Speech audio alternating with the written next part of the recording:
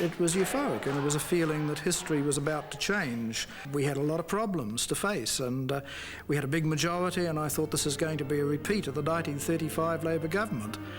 This is going to be wonderful. New Zealand will never be the same again.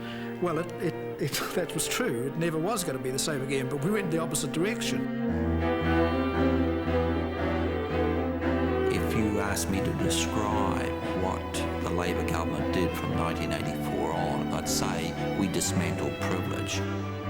They disregarded the needs of people in the process of change. This was a reforming government. This government reformed everything on the face of the New Zealand society. That's what it was for. That was its historic purpose. That was its vision, and it was a great deal of fun doing it too.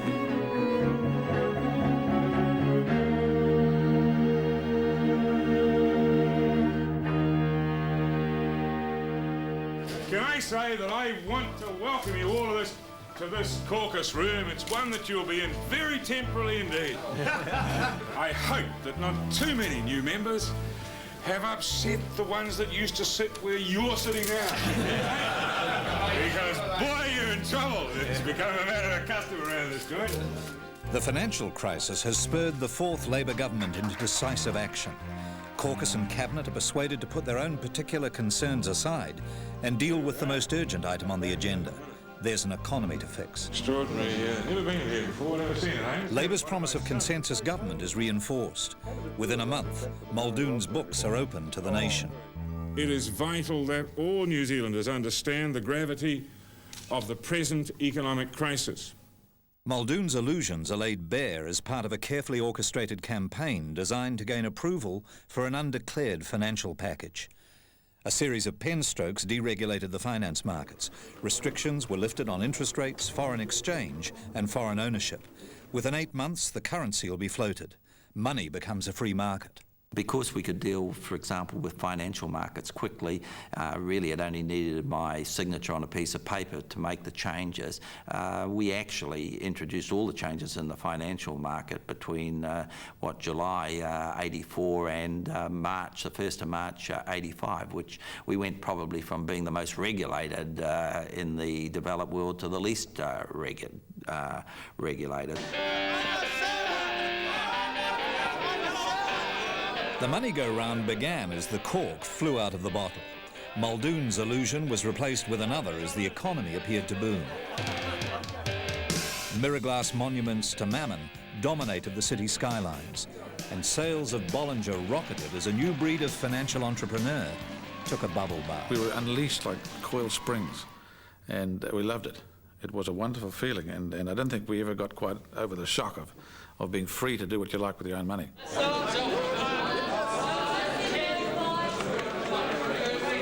I think there's a feeling of euphoria that for the first time in generations, New Zealanders were starting to feel that, that they might determine their own destiny. The euphoria spawned more illusions, the toys and baubles of affluence. A commercial sector which had grown up trying to overcome regulations turned its attention to exploiting the heady new freedom and gave birth to a whole new set of big boys on the block. In the easy days, in the 60s and early 70s, one was accustomed to ringing one's broker, who was a partner in a reputable firm, who knew the companies, who knew the market, who knew what was good, what was declining. And for the most part, you could buy and make a bit of money. It wasn't a volatile process at all. But by the time the 1984, 85, 86 boom came along, things had somewhat changed. Then when one rang one's broker, one spoke to a junior employee who might well have been a car salesman in a previous life. One would be given a list of companies which might be good prospects, and then discover on further research that they were actually all Chase Corporation companies. Chase 352.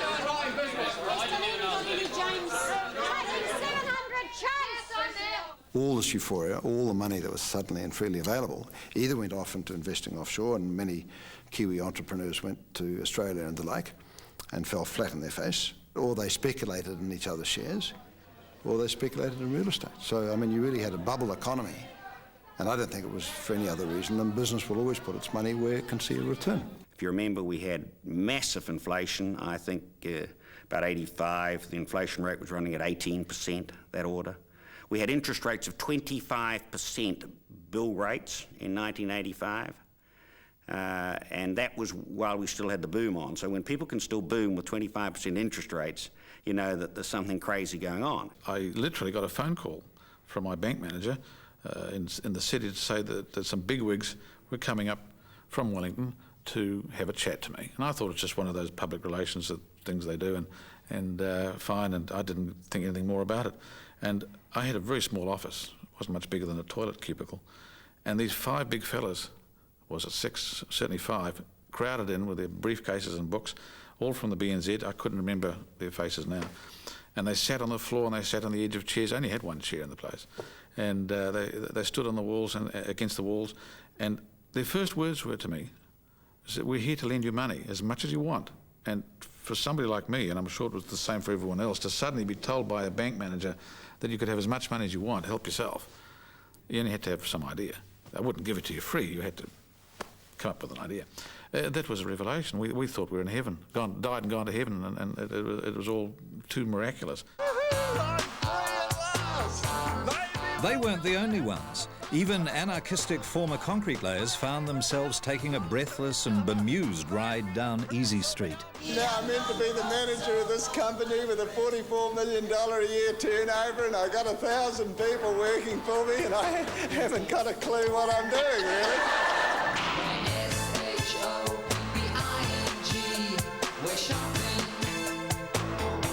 The illusion of a painless liberation of New Zealand's economy bathed the cities as the gurus of the new free market doctrine lived out the hype generated by their own publicity machines. And so in the end you say to yourself, and everybody else is saying it to you, that you've got the touch, you've got the Midas touch, it's great. And therefore you become bulletproof. And if there's something does go wrong, well, you just pay some money and it goes away. That was a great feeling. And you were, for all intents and purposes, bulletproof.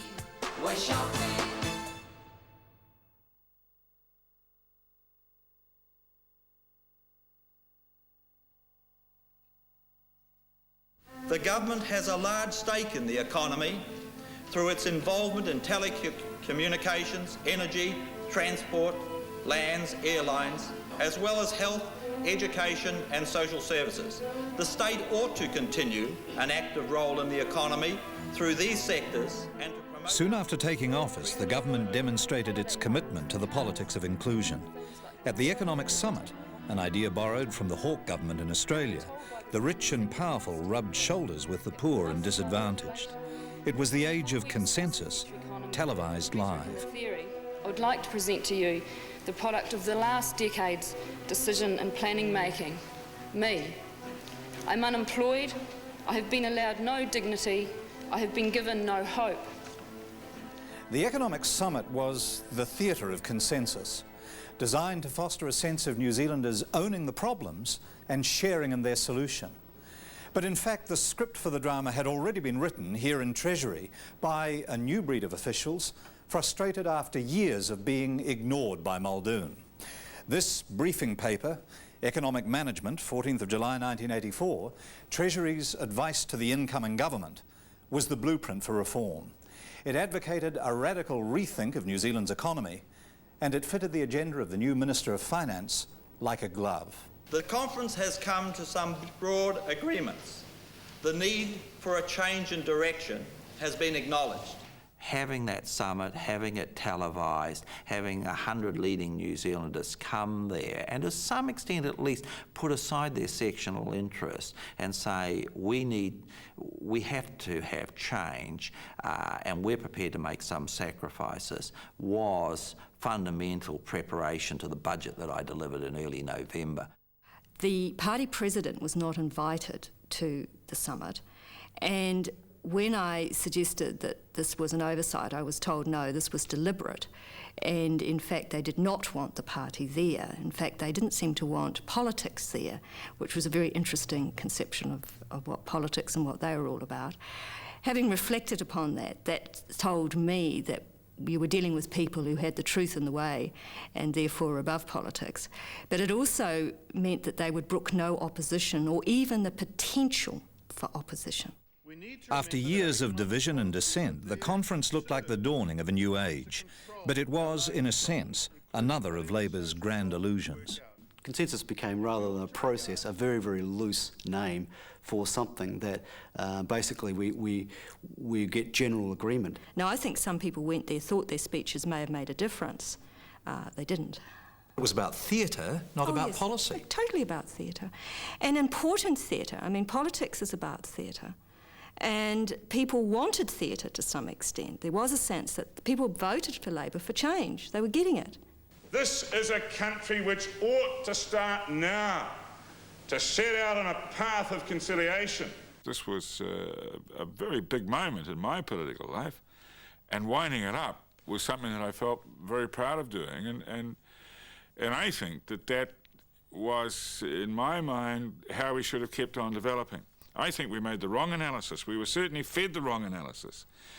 All the time we were told that it was the market which should allow enterprise to flourish, and that only by rugged enterprise, individual competition, could New Zealand prosper. And we were always told that countries like Japan and Germany were the models, and of course that is rubbish. We can have, as Frank Holmes put it, an efficient economy, but one which must fundamentally be socially just, because we reject entirely the idea of some rampant efficiency which does not take heed of those social priorities which ought to be part of the New Zealand tradition.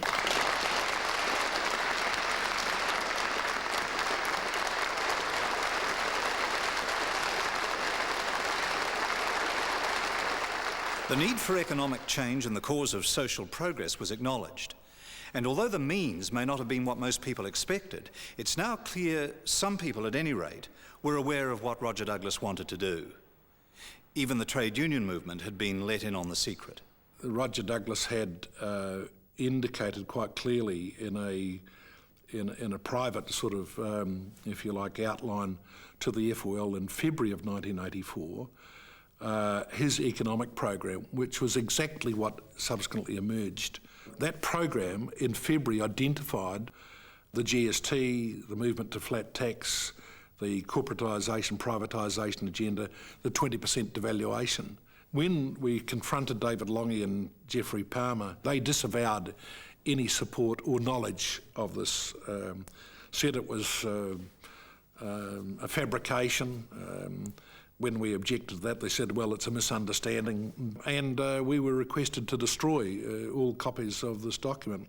And what you're saying is that the plot, the secret agenda, as some other people call it, was fully formed by the beginning of 1984, long before the election. Long before the election, and the tragedy is that the union movement knew about it, and the union movement accepted the assurances of people like David Lange and Geoffrey Palmer that it wasn't their agenda. The illusion continued. Spending on social welfare increased. A free-for-all wage round in 1985 saw increases of 17% in the private sector and 25% in the public sector. It seemed like a painless restructuring, but sweeping reforms were already underway that would give a lie to that notion. The government had warned that everybody would have to take their share of the hard bits, and by 1986, one sector at least was already feeling the pain. In his first budget in '84, Douglas had wiped away subsidies to farmers. Federated farmers had been pushing Muldoon to do it for years, but they hadn't bargained on being the first target. Good evening. Over the next hour, we'll be looking in detail at aspects of the Douglas budget, how it affects the economy as a whole, as well as the more immediate measures which affect us personally. We did not expect to be treated so harshly so soon in relation to other sectors. I'm concerned about the effect that it will have on the confidence out there. Over the next 2 years, the combination of increasing interest rates and a collapse in prices would put many farmers under severe pressure. After more than 30 years farming, Dan and Jill Dufty lost everything: their car, farm machinery, and their stock. Yeah, we're down and out at the moment, but we're not dying. We're fighting, and we're going to fight every inch of the way. They're not going to ruin our livelihood and our future. In frustration, a most unlikely protest marched on Wellington. Farmers, for years supporters of the status quo, were on the warpath. The years ahead would see even more distress in rural New Zealand. Agriculture suffered first, and the truth was that the farm subsidies were the easiest to dismantle. So our protest was not that he'd done it, because we'd asked for it, but that he hadn't done it to anyone else. And we said, in effect, to government, do unto others as you've done to us. And they didn't for far too long. Sure, maybe farmers were ahead of some other groups in facing change, but not a lot. And in a way, farmers were quite helpful in ensuring that other change came about, because once they realised that the government was not going to go back to subsidies and tax breaks and the like, they became, in some ways, our best supporters, because they were out there saying, we want fairness, we want the ports reform, we want railways reform, we want government reform. From my perspective, that was great. They were the ones who had the immediate means of rectifying what our fundamental economic problem was. The pain came to be shared. It came to be shared in huge measure by many thousands of New Zealanders. There would be discord over public service restructuring, but the country found unity in a cause which turns the new Prime Minister into anti-nuclear hero.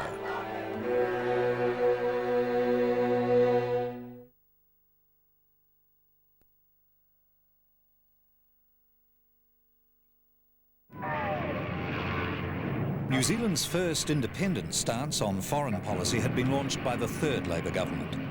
Our anti-nuclear position was to take us into choppy waters. As the first wave of deregulation rolled on, grassroots support for the protest movement grew.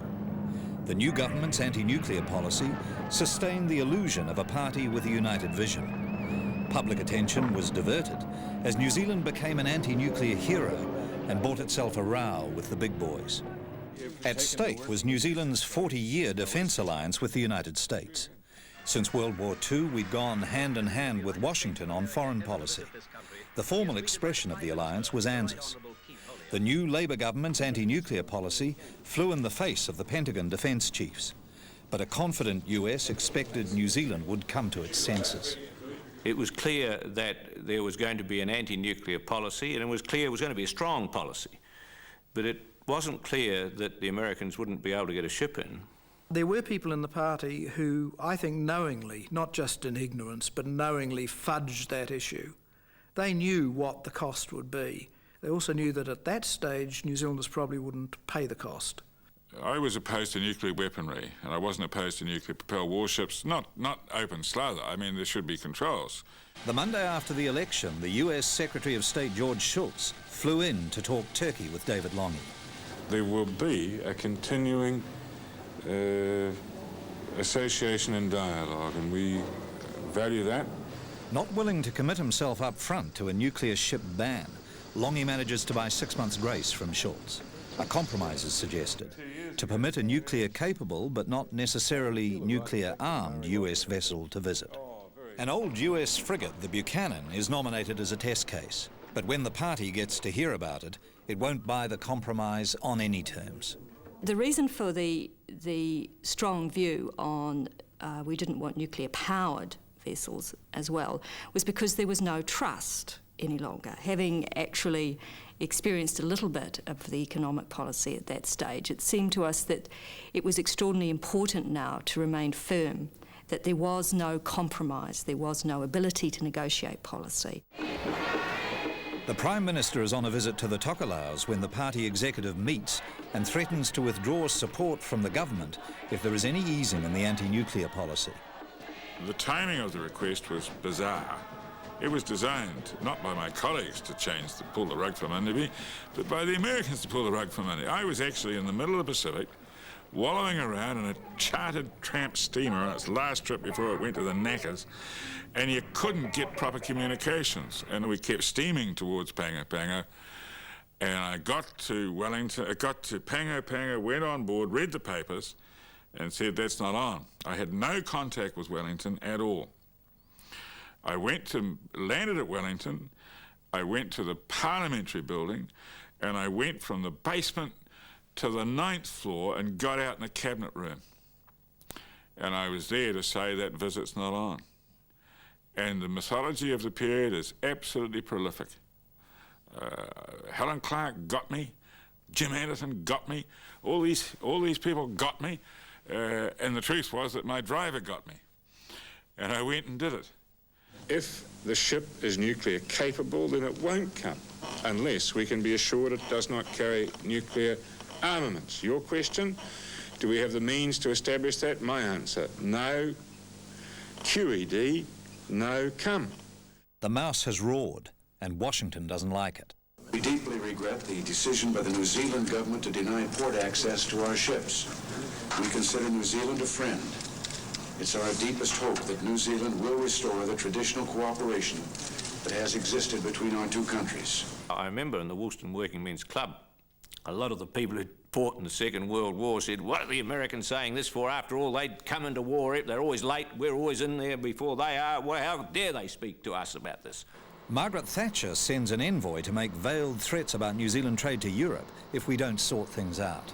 So when the British Foreign Secretary arrived in Wellington, the government and its officials were prepared for the hard word on butter and for a linkage between butter and the upcoming passage of the nuclear-free legislation, which Britain says means the Royal Navy will no longer be able to visit here.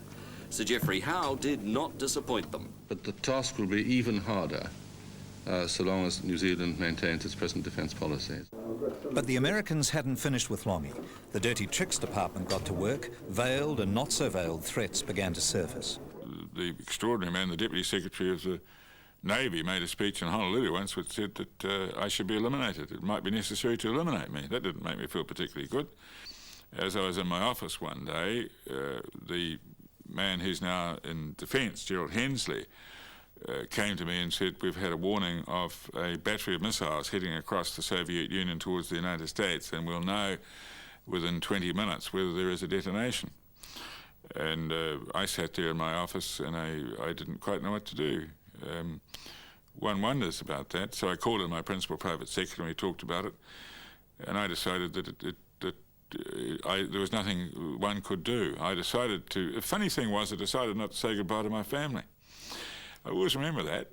Do I have the right to capitalise on insider knowledge? It's like buying a share, isn't it? And I decided I should shut up. And I sat there in some trepidation because it seemed to me that that was the ultimate cataclysmic event if that had happened. And later Gerald said that it didn't happen. Well, of course it didn't happen. So he's quite right. He hasn't told a lie. And there wasn't a battery of missiles heading towards the Soviet Union. The answers which I got later were that they had confused geese on a screen. My own view is that it was not even geese on a screen. It was designed to unnerve me. The dirty tricks didn't work. David Lange was now bathing in the attention of the world's media. New Zealand's anti-nuclear stance results in an invitation from the Oxford Union to debate the issue. Other Western leaders and our own diplomats are appalled at the idea. Margaret Thatcher sent a note through her High Commissioner, which he delivered to me, asking me not to do it. And that sealed it as far as I was concerned. I told him what I thought of him and of his new hair dye and various other things like that. And I decided definitely to go. And we settled the terms of the debate. It was one of those interesting occasions when foreign affairs were put on the test. And I went to the UK without any foreign affairs official. It's the only time a Prime Minister has ever travelled out of New Zealand. Was that because they disapproved of your they disapproved it completely. Yeah. They tried to talk you out of it too? They did. And the House on both sides is rising to him. That is a very, very rare event in the Oxford Union. I'm not sure in the 25 years since I was president I've ever seen that happen. It was unbelievably fraught with danger and yet had such potential for advantage. And I was attracted to it, and yet I realised what it could mean. What could it mean? I would have been dog tucker if I'd blown that. The pressures from the big powers had provided a David and Goliath analogy for the world media to play with, and our David played the metaphor to the hilt. We are, in fact, to be made an example of. We are to be ostracised. We are to be convicted of some form of heresy and put on probation. We are going to be kept there until we are compelled to resume our seat in the dress circle of the nuclear theatre. And that's the question with which we Would like an answer, sir. And I'm going to give it to you if you hold your breath, just for a moment. I could smell the uranium on it as you lean towards it. The one thing the Americans never forgave me for was that interjection. And that was deemed by them to have been a terrible slight on the relationship. And it says something for my inability to understand what American sensitivities are about. There was pride when Lange won a standing ovation at the Oxford Union. There was outrage when another nuclear power committed the first act of international terrorism ever experienced in New Zealand. The former 400-ton fishing trawler Rainbow Warrior looked a tragic sight today as it lay tilted against Marsden Wharf after being rocked by 2 separate explosions. The bombing of the Rainbow Warrior in Auckland Harbour by French agents stunned the nation. The Rainbow Warrior was a gift. It was a very unfortunate and tragic gift, but to him it was an opportunity to actually take that whole anti-nuclear crusade a long way further than it probably could have, even with the constant bombardment by the United States. The Rainbow Warrior was the defining moment for me because I knew that was the end of any New Zealand commitment to the so-called Western Alliance. It was not when it was sunk that I knew, it was when we knew who'd sunk it that I knew. And then the overwhelming silence from the Great Britain. I mean, Margaret Thatcher was prepared to condemn Gaddafi for everything, but the French could go and kill people in our harbour.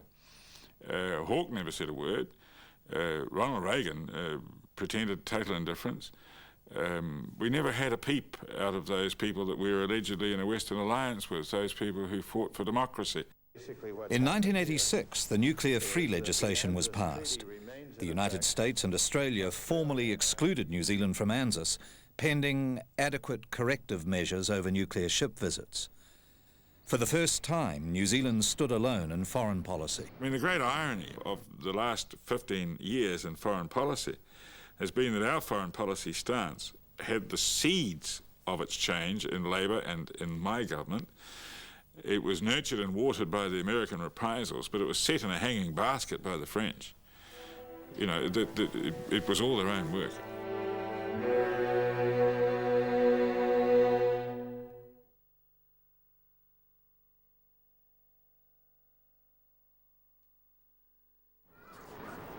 For all its virtues, the New Zealand Public Service had over 80 years become a cumbersome giant. Unresponsive, protected, inefficient. A job for life for 1/15 of the total workforce. The revolution was to bite here too. This was a reforming government. This government reformed everything on the face of the New Zealand society. That's what it was for. That was its historic purpose. That was its vision, and it was a great deal of fun doing it too. Who drove the reform of the public service? The propagandist was Lange, the strategist was Douglas, the hitman was Preble, the quiet, silent type who held it all together by not intervening when he must have been sorely tempted to do so was Stan Rodger, and the manager of the legislation program and the manager of the administration of it, and who did it brilliantly, the management process, was Geoffrey Palmer.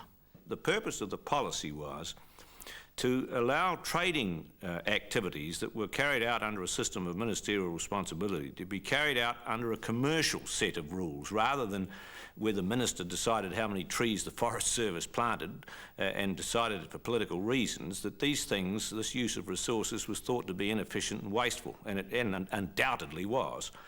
On April 1st, 1986, Dr. Roderick Dean became chairman of the State Services Commission.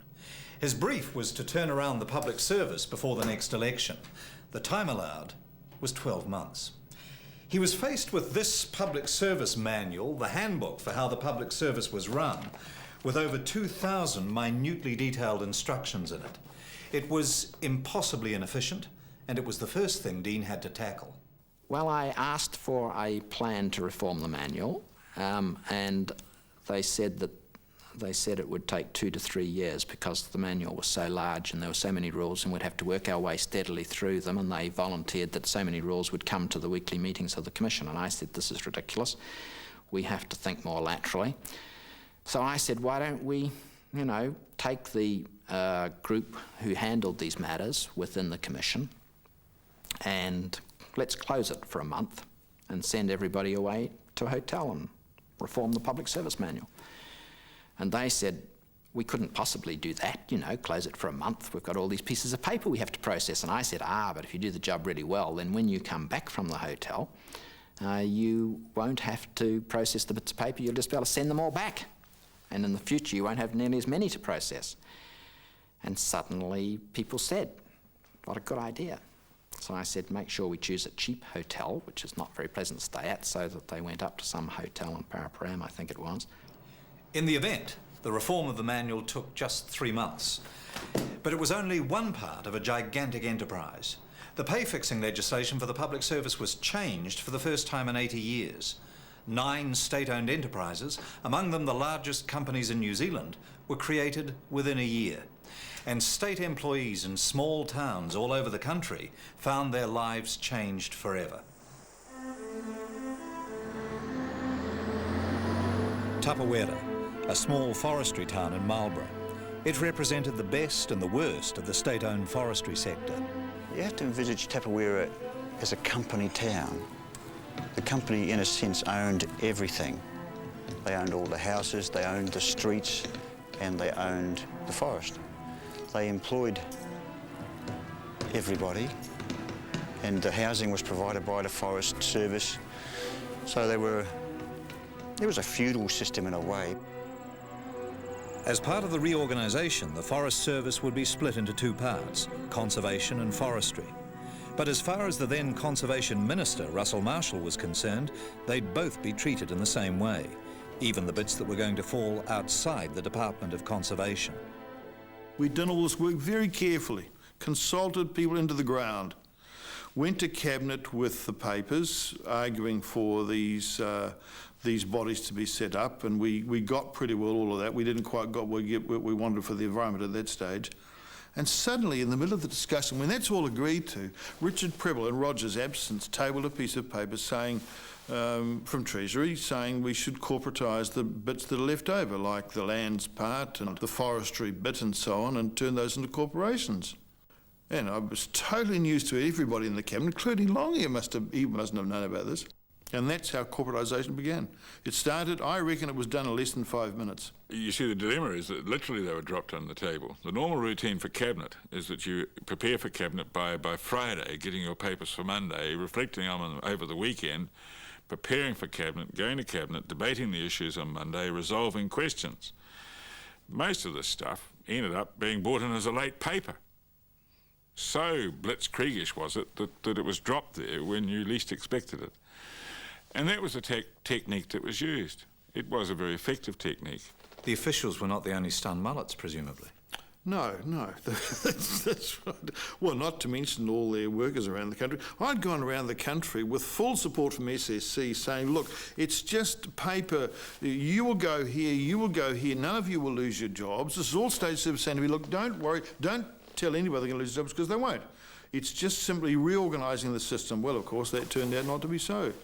The lads in Treasury had other agendas, and they prevailed with no real argument at all. The Forestry Corp was to come into being on the 1st of April 1987, but in places like Tapawera there was a distinct lack of communication about what corporatisation actually meant. In fact, it was corporatisation by stealth, not by plan, was the impression that we got. In fact, people got no information whatsoever. There were a lot of meetings and get-togethers, and you'd go to these meetings and you'd go away no wiser than when you arrived. And there'd be little snippets in the newspaper, and you'd clutch onto them and think, yes, maybe we'll be okay, maybe things will be right. But then they would be wrong, or there would be different information come out again, and it was just very, very hard to get the information that we wanted.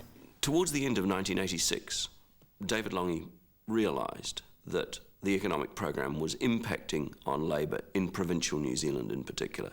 And so a whole series of provincial tours were organised. This one was to Tapawera. There was a meeting in the hall. Everybody came. They wanted to talk about the future. They were obviously going to lose their jobs. It was clear that the tensions of the corporatisation program were getting to David Lange. We want to know if we're still going to have our jobs or not. You've been told that you will. Will we? You've been told that you will. Good. Right. What do you do? What do I do? What's the family do? My husband's a wage worker. Yeah, and he's going to have a job after the 1st of April, isn't he? Well, I hope so.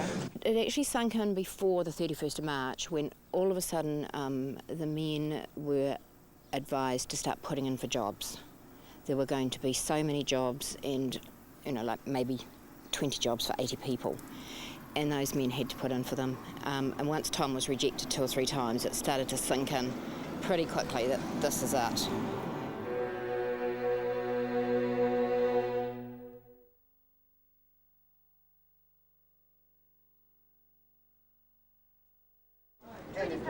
It wasn't like any other Wednesday morning they've ever known in Tapawera, a forest village southwest of Nelson, as from today, headquarters for the Forest Corporation-owned Golden Downs Forest. Almost everybody in town got up early as usual, but for over 100 of them who have either been made redundant or taken voluntary severance from the corporation, it was a case of being all dressed up with nowhere to go. On April the 1st, 1987, the government gave up half its state assets, and the new state corporations began shedding employees. Electricity 3,000, coal 4,000, forestry 5,000, New Zealand Post 8,000. Once again, it was the rural towns that took the body blows as state sector workers joined beleaguered farmers as the walking wounded of the reforms. Well, the day we took over, we reduced the staff by 60%. So we had, 2.5 times so many people as we needed. Now, that was right through the state sector. Every single SOE within 2 or 3 years of corporatisation reduced its staff by at least a half. So that was the fundamental efficiency. The other efficiencies, of course, are manifest. The government was extremely extravagant with capital. One of the first things we did with the Forest Service was collect all the excess bulldozers and machinery and gear and toys that the Forest Service had accumulated with this extra money it was getting. We put it in a big yard in Kyangaroa Forest. It was acres and acres of this equipment. We had a huge auction. I mean, this was equipment that, would make your eyes fall out. It was beautiful new plant. It was totally unnecessary. This is how the state spends your money if it's given a chance. And that's what they were doing, and we had to just sell it all. It's been quite tough, quite a lot of tears, soul-searching, wonder what we're going to do. Even way back in 1958, when things got a bit sticky then, I thought, well, Forest Service, there'll always be a job for supervisors, even if we have to go out in the field. And Tom Gallett had worked in forestry for 31 years, and his wife Anne was working there too, when they were both made redundant on the 1st of April 1987. Tom had always been a Labour supporter, but throughout this business with the forestry, he went right off them. Ken Shirley was our man at the time, and there was no way that he was going to vote for Ken Shirley. Once he lost his job, there was no way he was going to vote Labour. people somehow couldn't believe that a Labour government committed to the working people could actually make so many of us unemployed. We put the knife into a great part of our support base. If you examine what we did, we caused a lot of them to be out of a job, to hate us, and the older ones, we caused them to hate us. So we actually systematically worked on eliminating our core support. There must have been a political risk. Well, we were not a government who really worried too much about those matters. Many people would criticise us. If you compare us with the Australian Labor government, they never went too far because they always wanted to keep their core union support on board, and we did offend people. But I think, looking back on it, I don't see how we could have avoided it. I mean, if you were going to change the place and change it for the better so that it had a viable long-term future, so that New Zealand could be strong, could it be strong economically, you can't have social justice if you've got no economy. And that seems to me to be the bottom line. Well, I think what Geoffrey's really saying was that we did things which we knew we had to do, and here I would agree with him. We did things we knew we had to do, even though there was political adversity. There was an irony, though, wasn't there, in a Labour government? ushering in an open market revolution. Yes, but there was, I guess, if one looked at it that way. But, you know, I rather look at it that for the first time we started to have clearly in our minds what our objectives were. And if you think about what happened between 35 and 84, governments had lost sight of their objectives and their goals. And somewhere along that journey from 35 through to 85, if you like, the means which the first Labor government had used had become the goals and the objectives in themselves. So public delivery, public ownership was far more important than having a good railway system or a good telecommunication system or a good health system. And what I did was really reverse that.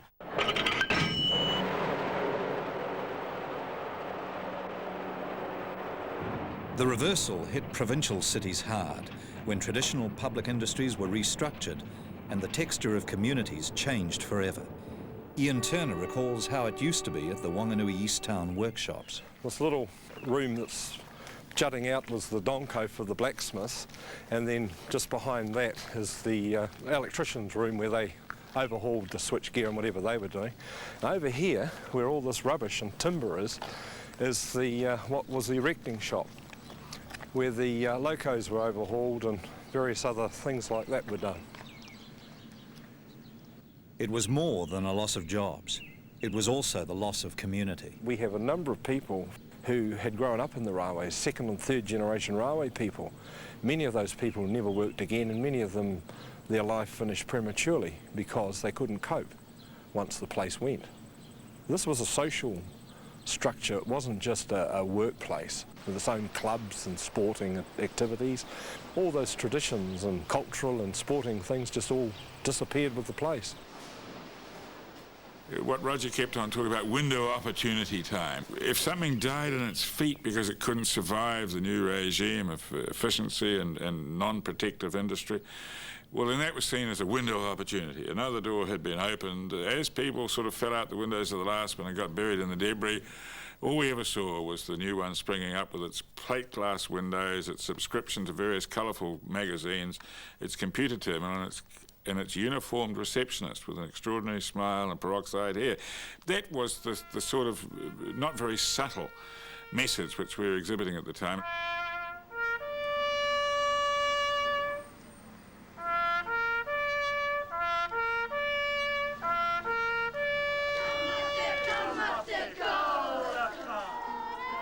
The message was being driven home right across New Zealand. Struggling farmers, industry closures and the withdrawal of traditional institutions like the post office turned rural New Zealand sour and angry.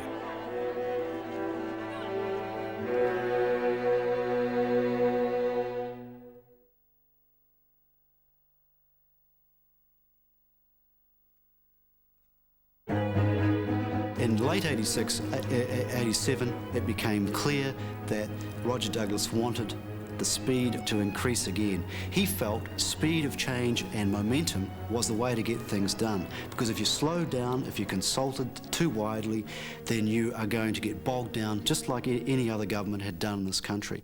Douglas's concern was that New Zealand's debt problems were far from solved.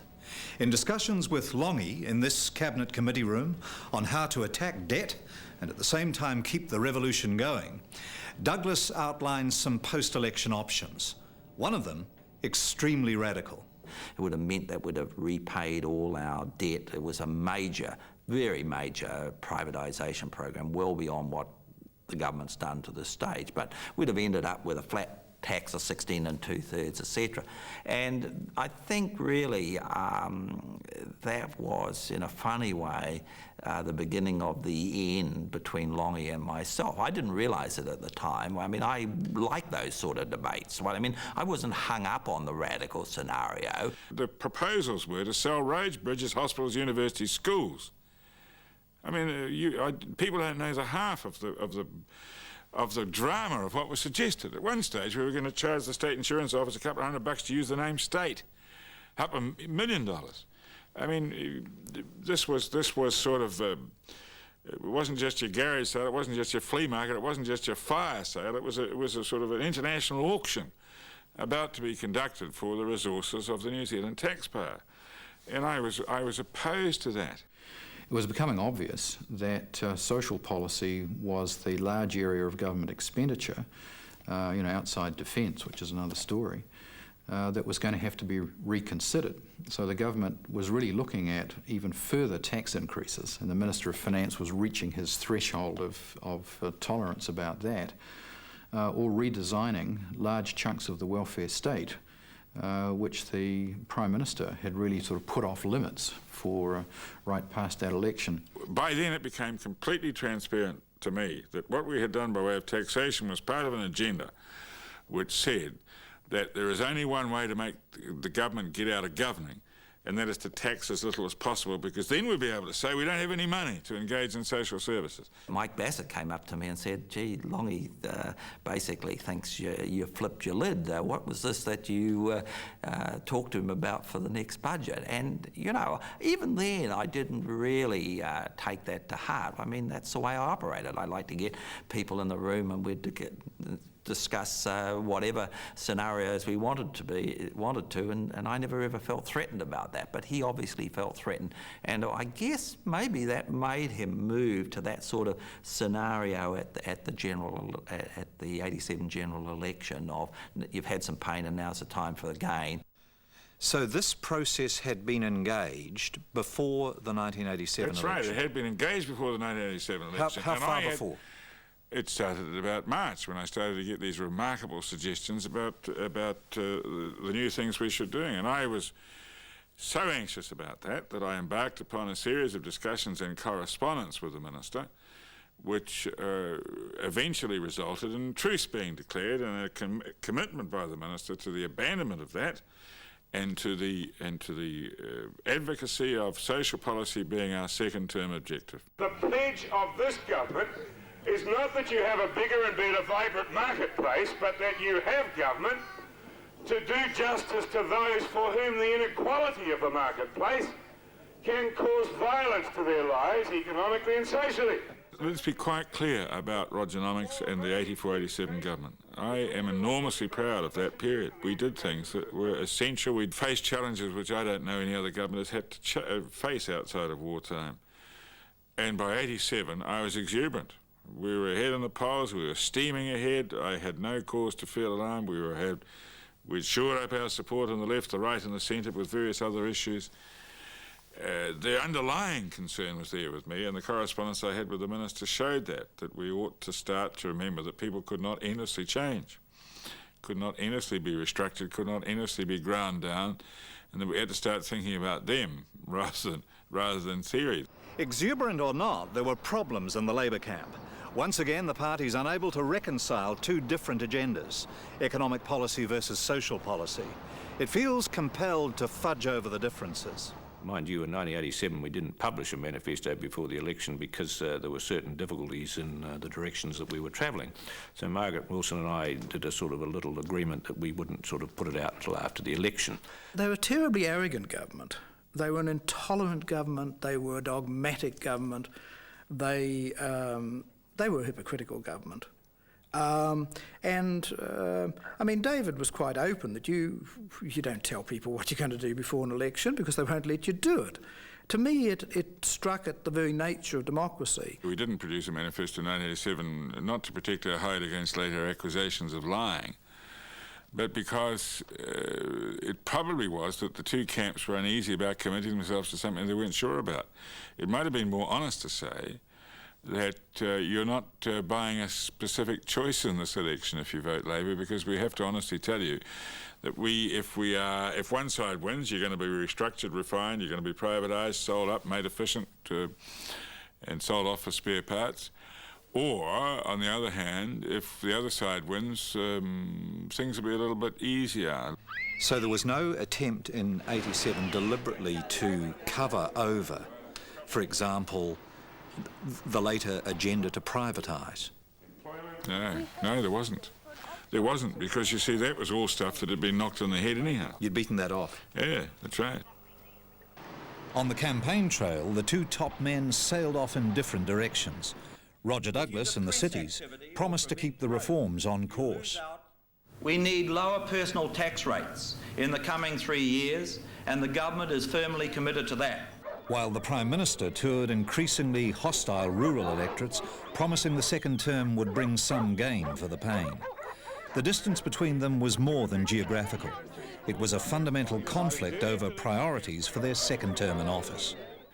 Roger was, I think, pretty careful. He never actually gave any graphically different positions on the campaign. But it was pretty apparent to an astute observer that we weren't on the same planet. We were actually clearly not at ease. You could see that ultimately Roger was going to be a bad product for Labor, and that if you were sensible, you were going to reposition yourself before it was too late in that political market. And as a Labor Party president, my primary responsibility was the survival of the organisation, and that was my clear mandate, I thought, from the members. So if you see someone that has the potential to destroy you, then in fact you really have to try and, if you can't discuss and debate and change, then you must remove them. Despite the rift in the leadership and despite the pain, New Zealand voted for the Labour government to finish the job. The revolution entered stage 2. But Victory Night would be the last public moment of friendship between the Prime Minister and his Minister of Finance. I was at David Lange's election headquarters in Mangere on election night, and we had a small room set aside to enable him to watch the results in private. It had a phone in there and he could do whatever he wanted to do. I was also in there for a while, and while I was there, Roger Douglas joined as well. And he and David Lange became quite animated as the results began to unfold on television. I remember, for example, at one point, you read a result which indicated that Labor was 13 votes ahead or something in Wanganui. And Lange said, well, those are 13 people that need shooting. And Douglas made a similar sort of response. And they went like this. Every Labor MP who appeared was accompanied with generally a critical comment. They were very close physically as well. They would touch each other, slap each other on the back. And it was, I didn't realise it at the time, but I now realise that what I was seeing was really the equivalent of the end of a political marriage. These people were not quite sure how their relationship was going to go from now on. They were insecure with each other, yet they had plainly been very, very close. And that's something you've got to remember about that time. I mean, I felt a debt to him. He had, despite the difficulties, I'd known him for years, been through a lot of things together. And you don't go through those years unmindful of that. But with Roger, his resolution and his particular absolutely relentless pursuit of what he conceived to be an agenda worth pursuing overrode all considerations of loyalty and in the end all manifestations of friendship. I think he wanted to be liked, and I think that in a sense in the end was a weakness because, you know, in the end if you want to be liked, you tend to have around you or surround yourself with people who aren't going to oppose what you say, who are generally going to agree with, who you feel comfortable with. Once again, just as in '84, Lange wasn't comfortable. Beneath the victory celebrations, there were deep misgivings. More progress from Remuera, and this confirming that Judith Tizard for Labour looks likely to win that seat. We are in fact predicting that Doug Graham, the sitting MP, will lose that seat to Labour. They might be a bit surprised at the way the rich yuppies are rushing to them in the city, though, possibly a little embarrassed. That election night was a great revelation to me. That was an apprehension on my part that we had actually abandoned our constituency. And it set me to think, what on earth have we done? That we come within 400 votes of winning the true blue seat of Remuera. And that struck me as being a dangerous flirtation and an act of treachery to the people that we were born to represent. This is a country which grew up economically and used its hand, and I'm proud that we are now in the next 3 years going to seal those gains in health and education and social welfare progress that are the hallmarks of a Labor government and a Labor movement.